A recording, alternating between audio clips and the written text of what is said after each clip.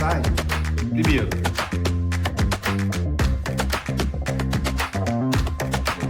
depois a gente tira os cálculos, depois esse cilinómetro, eles são usinados. O CBMR nas universidades. Vai entornando a mesa.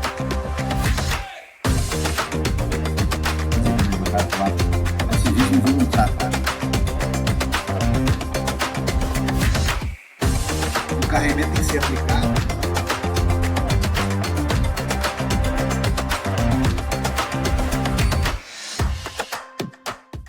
Ladies and gentlemen, estimated colleagues and dear friends, as a president of the Brazilian Committee for Rock Mechanics, it's both an honor and a privilege to host this special tribute to Eda Quadros, a pioneering figure in our field and a remarkable woman who made a lasting impact in rock mechanics both in Brazil and around the world.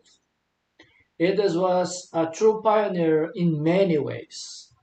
She not only broke barriers as a first vice president and later as president of the International Society for Rock Mechanics, as Nick Barton will show in his lecture, but she also set a precedent here in Brazil.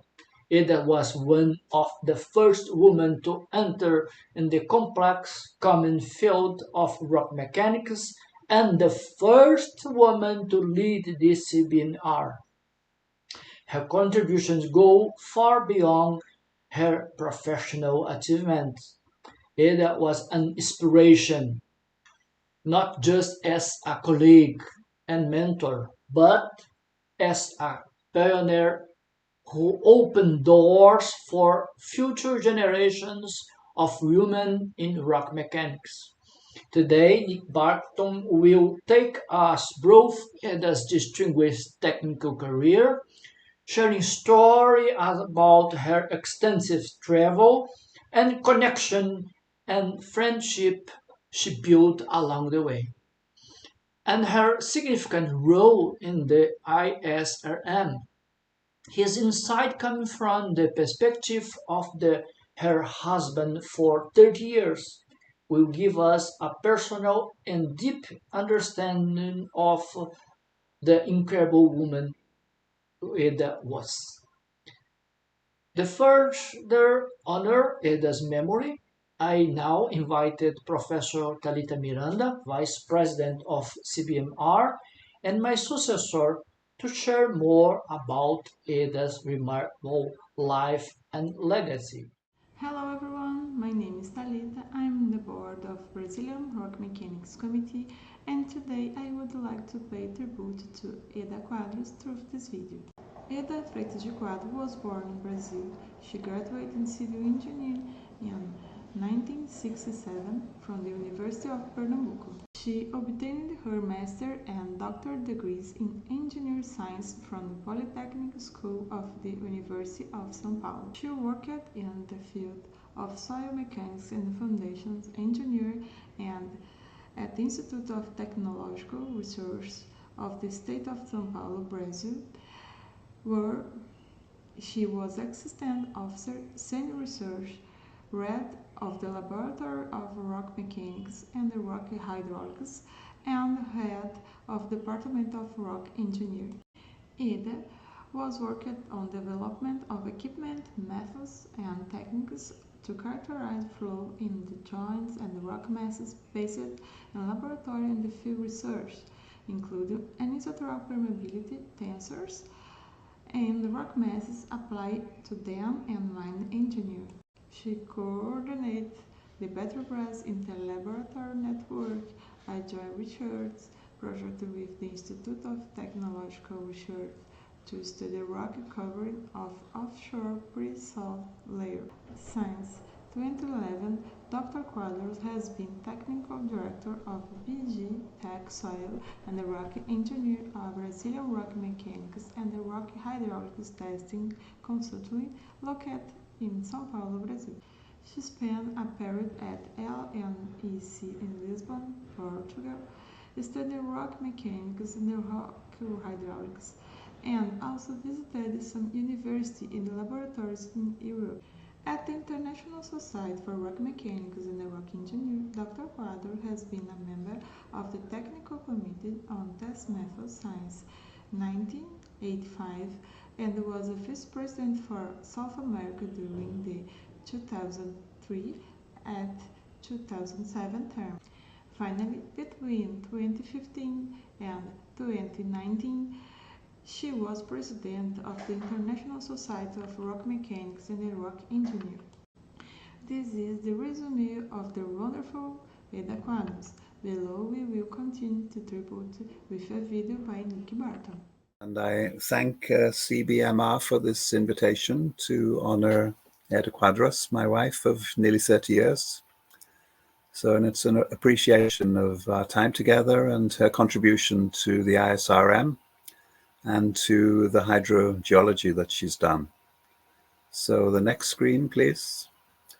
So just briefly, the content of the lecture is explaining how we could possibly meet each other. It was in Tokyo. And then some personal glimpses of life with Eda, which you, I guess, won't get from other people. So that's why I'm giving it.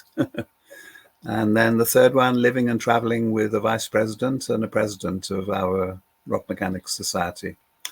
And then some technical things at the end, some of Eda's contributions to our hydrogeology subject that have application in rock mechanics and tunneling as well. So next screen. So just formally, Eda was president of the ISRM from 2015 to 2019, and she had been vice president from 2003 to 2007. And I believe she's the first woman for both these roles. Definitely, we haven't had a lady president before. Perhaps a vice president, but I don't think so.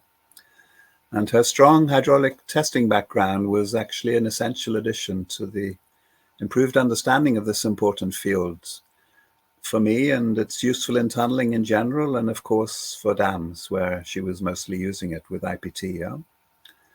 So the insight from 3D permeability testing performed by her at IPT during her PhD included permeability tensor rotation and diminution before and after grouting, reduction of permeability before and after grouting, in other words. And this was a unique contribution at that time, and it's almost unique even today. This lecture starts at our beginning in 1995. It's partly personal, partly ISRM, and partly technical, with emphasis on her 3D permeability work towards the end. So the next screen, please. So this is kind of recording two people who were very important for our ever meeting each other. I was waiting in line at the Tokyo Congress in 1995. I was waiting in line to congratulate Professor Sakurai, you see on the right. He's a little bit older then, but at this time it was in 1995. And he had just been chosen as president of the society. Yeah? And I caught sight of this lady dancing with someone I knew very well, which was Ove Stephenson, seen on the left, because I'd been adjunct professor in his university. So Stephenson and Sakurai are very important that Eda and I happened to meet in Tokyo. And you see the text there that Ove Stephenson is signing Eda's sake box in Tokyo. And the photograph of Eda is actually from Poland when she was finally chosen to be the ISRM president, the next ISRM president. That was 2013, and her period was from 2015. She started in Montreal and finished in Iguazu in 2019. So the next one. So just some personal photographs to sort of start off. First of all, I'm meeting Eda's family in 1996 because she invited me to give a course in IPT in the end of 95 by telephone, actually. And I came in early 96 and gave this 2-day course, I think. And there, I think the next year, we're exploring some of Brazil's East Coast. Next one. So I found this nice picture of her top left with two of her important colleagues who helped with this 3D multitasking. It's Diogo and Joachim. And on the right, she's meeting with 3 of my 4 sons. And then below, she's admiring the evening sun in the Bryce Canyon, the national park, after we've been to a conference in New York in '97 with a joint paper about rock joints. So next one.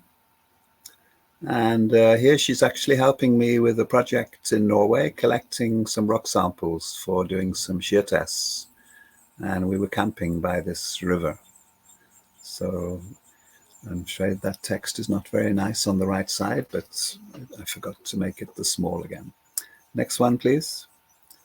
So here's some glimpses of when we're together in Norway. We were a long way apart, of course, but sometimes she was in Norway, sometimes I was in Brazil. Her family was Brazil, my family was Norway. So we see her sailing, she's rowing. And also by now she had become the VP of our ISRM. So that's the picture, bottom right, with the flags in front of her. Next one. So here are some 2 family activities. One of them seeing her son getting married and being, so to speak, adopted grandmother to one of my grandsons in Norway. Next one. So here's some glimpses of her growing family at a table in an outdoor restaurant. The children of Lula are growing up, and they're even more grown up at her 80th birthday on the top right. I couldn't be there because it was in COVID times, actually, in 2020, I guess.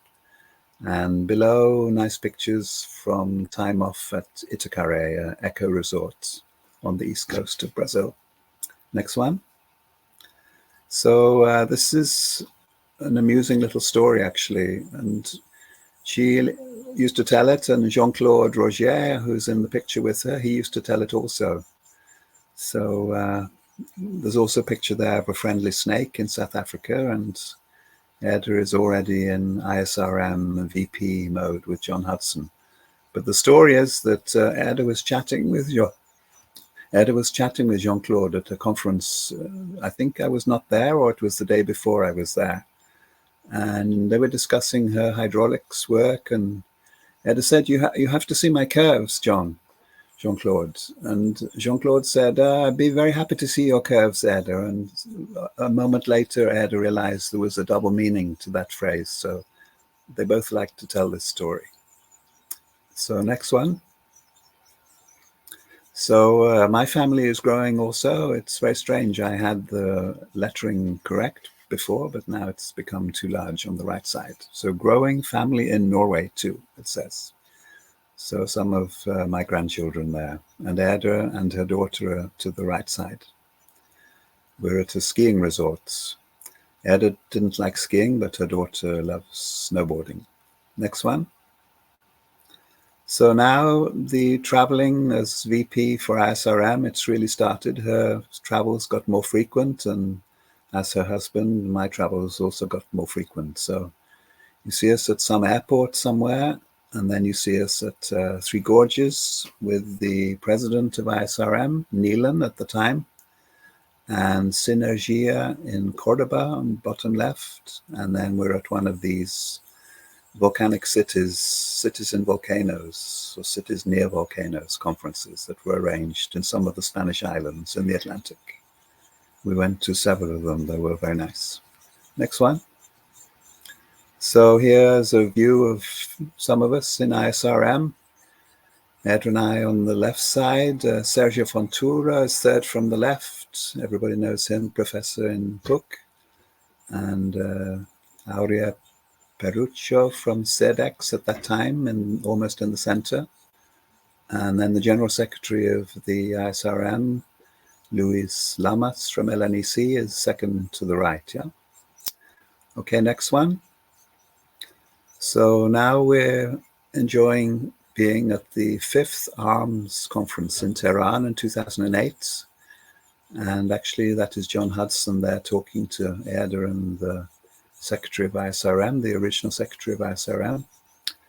And Eda, everybody, all the ladies had to be with the black clothes, and Eda was actually talked to in Farsi by some tourist who thought that she was Iranian, but she could only smile. Beautiful places they took us in the post-conference tour to Shiraz and Persepolis. Next one. So here's some pictures of us meeting good friends. Top left is actually our best man, Hosher Bakhtar. And then in the top right, it's in a restaurant with Professor Luis Vallejo in Madrid. He's the author with his wife Mercedes Ferrer, who I think must be the photographer. They've written an excellent book, beautifully illustrated book on geological engineering. And bottom left, Eda's in deep conversation with Professor John Cosgrove from Imperial College, but we're at a conference in Cappadocia. And you see Eda and I close to those strange blocks of rock on top of the columns of tuff. And actually, you can't really see, but we happen to be the same as the poster that's in the bottom left diagram. I noticed that today. Next one. So sometimes Eda was with me on project visits. Here we're visiting a project in Taiwan, where all three TBM actually had to give up in the end, and it was conventional tunneling. And on the right, we're in a tunnel where actually conventional tunneling didn't work because of collapse of lattice girders. So sometimes conventional tunneling is good and sometimes TBM is good, but they don't always succeed, either of them. Next one. So here we're in conference mode, Xi'an in the top left, and somewhat, maybe it's the same in China, top right. And we're definitely with Chinese people. Professor Xiaoting Feng is in the suit on the bottom left, and he's with an important colleague from China. And on the right, Eda and I, we are in St. Petersburg in Russia for a very interesting rock mechanics conference there, with almost a military opening ceremony. Next one. So these are some pictures of some important people in our lives for various reasons. I don't need to go into detail, but we see top left, Ove Stephenson. You know already that he kind of, with some reason that I got to see Eda right at the beginning because he was dancing with her. And John Hudson was important for Eda's career because when she visited Imperial College, he was very kind to her, I believe. And she got a lot of advice from him while she was president. And Ricardo Abrao, he is a good friend of both of us, and he made the QTBM model for me some years ago, 20 years ago, yeah. And Professor Linio and his daughter Lulu from the Mining Institute in USP, he was important for my being adjunct professor for some years, around 2000. And Ricardo Roca from Cordoba, also a good friend of both of us. So for different reasons, important people in our lives. Next one, please. So here on the left, Eda is about to enter an adit at a gold mine, a planned gold mine that actually has other excavations that were extremely wet. So that's why she was there, because of the water flow or water control problems. Very big drainage challenges. And on the right, some very interesting evidence of a fantastic flood near Machu Picchu that I believe it stranded tourists about 1 week because the roads and the railway line were completely wiped out. And I've never seen such huge blocks transported in a river before, at least 10 cubic meter size, many of the blocks, some of them larger. So next one, please. And sometime we have a very serious president. Eda is in Cappadocia on the left, and she's in Wuhan opening a conference on shale gas on the right. I think both of them about 2015, when she started her term. Next one. So here on the left, we're about to go to a session in South Africa, and we're with our good friend Alvaro and his wife. Alvaro sadly died in 2022. Luis Louis, the Secretary General, again, is there, the tallest of us, tallest of them. And then on the right, it's tea break in Cappadocia with Ivan, Professor Ivan and Jasna Virklian from Croatia. Very good friends of both of us. Next one. So this is actually a formal picture of the start, the overtaking of the baton from the previous president. Top left is Xiaoting Feng, and the Secretary General again is the other side of Eda, and then she's giving a speech, and then in the bottom is when she handed over to Resat Ulusay from Turkey. So nearly all, or maybe all, the presidents of ISRM, they are professors, but Eda is not. So that's the reason why we're going to talk about some of her technical work in a moment. Next one. So it's a very small screen for me, but this is just an extract of a speech that as president she had to give many times in many different places. This is to some notable people in the audience in China, where she's opening a conference for shale gas. And we don't need to read it, but it's very formal language. On behalf of the International Society, I would like to convey my deep thanks and the distinguished professors, etc. And my great privilege, I'm delighted to be here with all of you, and so on. So Eda had to give very many speeches, and being president of anything, I guess, is not for all of us, but I think Eda did a pretty good job. Next one. So actually, Eda was not an academic professor, but a practitioner with extensive field and laboratory experience. And she pioneered 3D permeability testing of rock masses for her PhD. That was dated 1998, based on Brazilian dam site testing with her colleagues at IPT. At that time, that IPT was the largest research and contract institute in South America. And she headed their rock laboratory for many years, also directing a Petrobras study of borehole stability in rock salts. That's with reference to the pre-salt offshore reservoirs off the southeast coast of Brazil. Next one. So this is just to kind of introduce the technical subjects. This is showing contrasting examples of marked permeability anisotropy. And anisotropy was maybe one of Eda's favorite words in her field. And you'll see the reason why in a moment. But those pictures show on the left, the vertical joints dominate the permeability logically. And on the right, it's a flow top in the basalts causing huge permeability anisotropy and grouting challenges. So I think she had back calculated that the hydraulic aperture of that flow top was as big as an average 2 millimeter, which is a huge permeability. Yeah. Next one. So I'm going to read this because it's the introduction to one of her many lectures. Sometimes we were giving courses together, and I've probably heard this 2 or 3 times when she was introducing her 2 or 3 lectures when I was giving the course. So it is generally accepted that the subsurface movement of water in fractured media and the necessary hydrogeological studies are among the most complex fields in rock engineering. Among the factors that contribute to this complexity, the main one is the anisotropy, there it comes, of almost all rock masses, and the influence this inevitably has on the properties. The added problem is the varied characteristics of the individual discontinuities. This affects the gradients, the flow gradients, and flow velocities at many different scales. This lecture is intended to sample some of the main progress made in this area in the last half century, which has contributed to a better understanding of the principles that govern flow in rock joints and rock masses.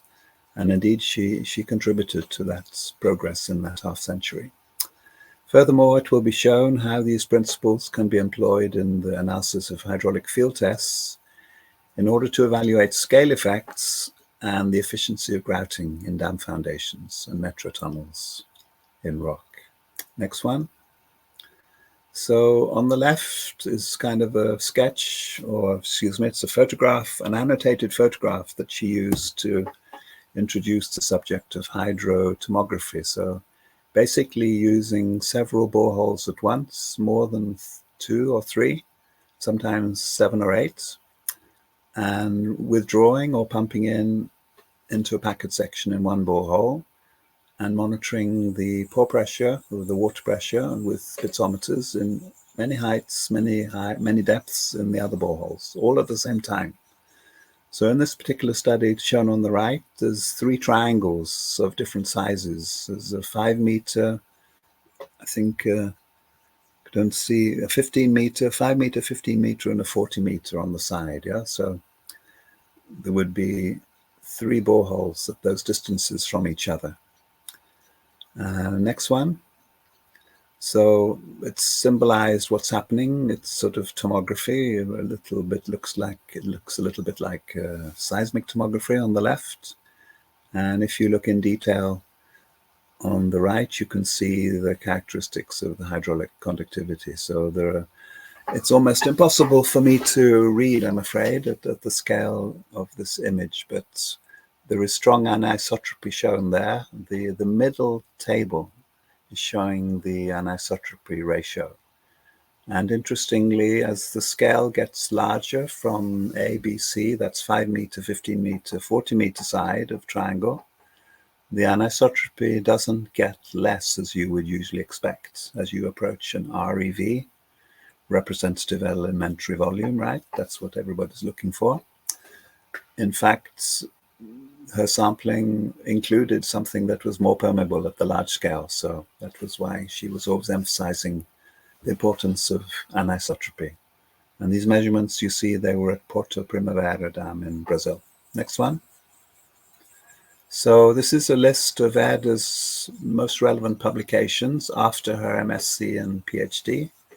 We'll see a glimpse of her MSc from 82 in a moment. We've just been looking really at some of the PhD, and we continue with a little bit of her PhD.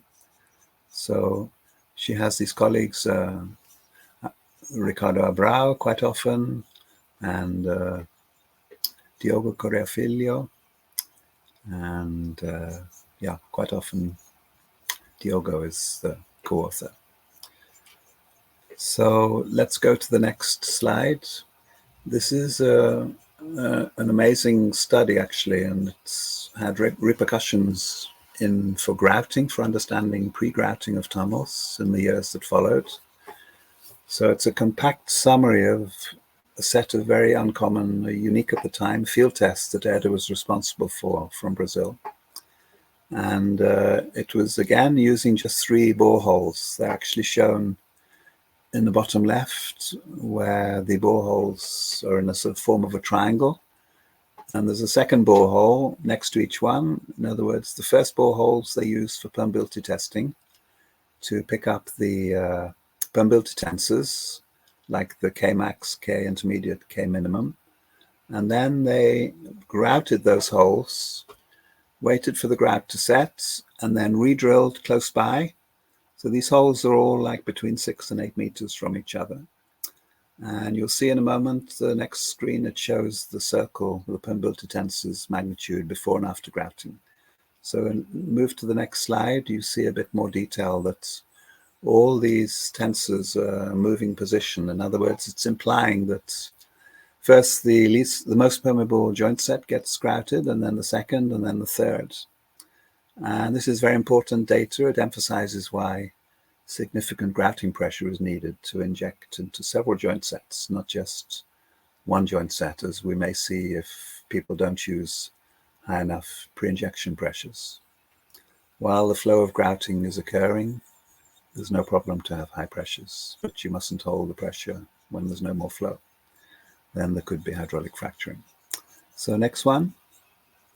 So this is a summary, actually, and the key thing is the central column, the anisotropy relations. So you see how they change, and the strike before and after of the most permeable, the Kmax, K intermediate, K minimum, everything is changing due to the grouting. So it's a very nice study, and Something like this, it wasn't repeated, I think, until some studies in Iran about 5 years ago, 10 years ago, at a very big dam called Bakhtiari. Next one. So compared to usual 2D results, in other words, very close to the holes, the conventional interpretation of the individual boreholes in these tests, it showed reductions of permeability from 1 to 4 orders of magnitude, from 10-7, 10-8, or from 10-5, 10-7, or 10-4, 10-8 meters per second. And measuring on a larger scale, which is what's really happening, is important, and the changes were not so large as this in 3D. Think a 20-to-1 reduction in permeability and all those rotations that you saw. So you cannot get this from single hole tests. That was what she was always emphasizing. Next one. So her MSc thesis, this is coming very close to the end of this lecture now. It had the title Characteristics of Flow in Rock Discontinuities. It was actually from 1982, and the thesis title that we've been seeing a bit of, that was 1992, 10 years later, in 2 volumes. And Paulo Cruz was one of her USP advisors in the first one, I know, if I remember correctly, and Professor Francis from Rio de Janeiro was definitely an important advisor in the second one, which had some very complicated maths that he and Eda and very few others, I think, understood. So next one. This is a glimpse from her MS thesis. It's a glimpse of relative roughness concepts. It's like the A amplitude over length method in rock joints. But here she was measuring on partially polished rock surfaces with flow through between these partially polished rock surfaces. That was her particular forte. And she actually performed 1,800 flow tests during this study. It's a huge, huge amount. Some of them were also through tension fractures with roughness. Next one. So she compared her equation, you see down on the right, with the classic equations from Lomise, who used different degrees of grinding of glass for the flow studies, and Claude Louis from France, who used differently polished concrete surfaces for his flow studies. So Eda's is the red one at the top. Next one. So this, I think, is the last technical one. Eda plotted her results for the tension fractures using this hydraulic aperture as a ratio of a mean physical aperture, which is larger, to plot her results. Yeah, you can see them in the bottom left. I think it's the circles with the crosses. So she updated this in a joint paper that we had in a New York conference in '97, right in the first couple of years that we were together. So in summary, she did a really nice job in hydraulics, and I learned a lot from her, that's for sure. And I hope a lot of other people did. Next one. So we're getting very close to the end. This is her end, I'm afraid. So it's 4 photographs, and the top left is after I have actually recovered in a hospital in London. We were on our way to a conference, and I was not allowed to fly. So 2 weeks later, out of the blue, Eda found that she had a tumor, yeah, and she was in hospital for 3 weeks in London. You see her opposite Parliament, Big Ben, on the top right. A very nice hospital. And she recovered after that, and we went to a conference in Paraguay. You see Luis Lamas helping her down from the podium. Maybe that is her last speech, I think, opening the conference. And then close to the end, she's always in good spirits. She's enjoying raffle chips that she didn't let me enjoy, but she enjoyed them at the end, yeah. So next one, almost the end. These are some pictures for memories with her daughter in Norway, with some friends in Norway on the right, with my brother and a good friend, Walter, on the left, and then in London soon after we met. So the last one, I think, is her with Maffei. The next screen is the last one. If you turn to the next screen, there. So many good friends and a family that misses her. So thank you for listening.